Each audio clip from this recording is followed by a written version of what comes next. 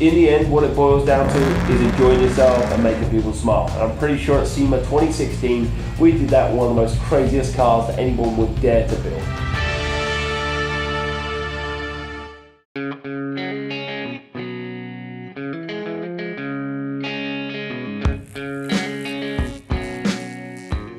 The conventional rat rod, to the man that loves his Ferrari and Lamborghini, they're just another rusty car on the road. We try to put our own interpretation on what a rat rod should be. You know, maybe a royal rat rod or a rat rod Rolls Royce. You know, if you're going to rat rod a Rolls Royce, these bodies are aluminium, you can't make them rust anyway. So what can we do? We can put our own interpretation on it.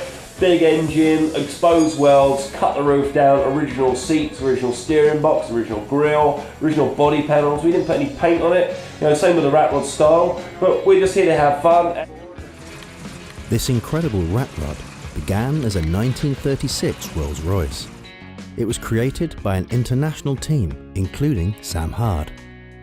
Where we got the inspiration from building the Rolls Royce rat rod was actually at SEMA in 2015. I was there helping a friend of mine build a car for SEMA, and at the time I had a few too many lemonades and I was talking to a few celebrities, and I pretty much put my foot in it. Sam had entered himself and his team into a competition to build a rat rod to show at the following year's SEMA event.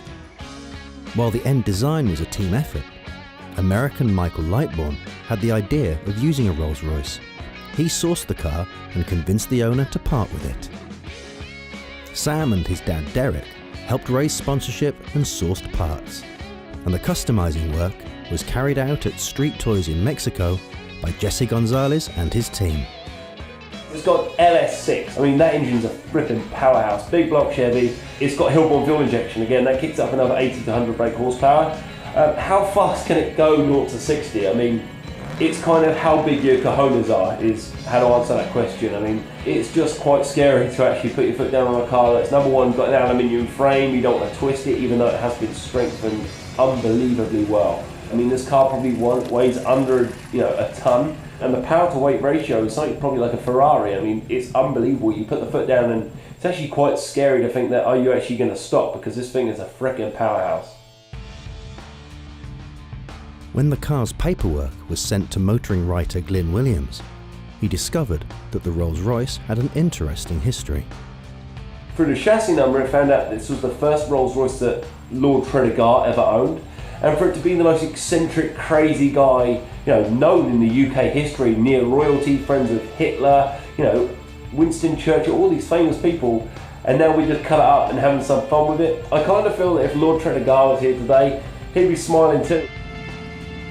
With the build finished, it was time to take the car from Mexico to Las Vegas. When we took it to SEMA, some of the best car builders in the world, Gene Winfield, the guys from the Diesel Brothers, the guys from Street Outlaws, all these crazy, amazing people with unbelievable reputations, not only just for the building side of things, but even in the TV world. Welder Up Garage, a massive, massive rat rod builder garage in Las Vegas. These guys came over to the shop and they couldn't believe what we'd done to the car. It was groundbreaking, it was unbelievable. After the success of this collaboration, the team is already looking ahead to SEMA 2017. The car has already been bought. We're just trying to make it as crazy as we can and trying to make some people scared and maybe a little bit upset, and try and make the majority of the car builders in the custom car world smile. 2017 SEMA, here we come.